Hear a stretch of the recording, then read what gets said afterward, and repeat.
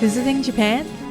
A Japan Rail Pass connects you to all major cities with unlimited rides on Japan Shinkansen lines, making it easy to visit incredible spots like Tokyo, Kyoto, Osaka, Sapporo, and beyond. You can purchase a 7, 14, or 21-day JR Pass up to 90 days in advance.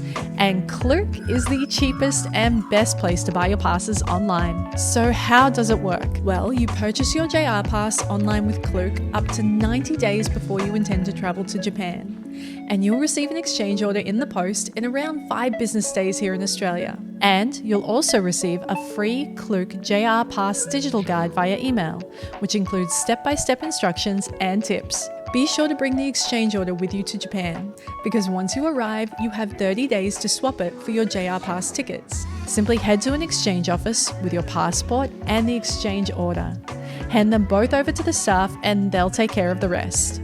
Oh, and don't worry about the language barrier. We had no trouble whatsoever.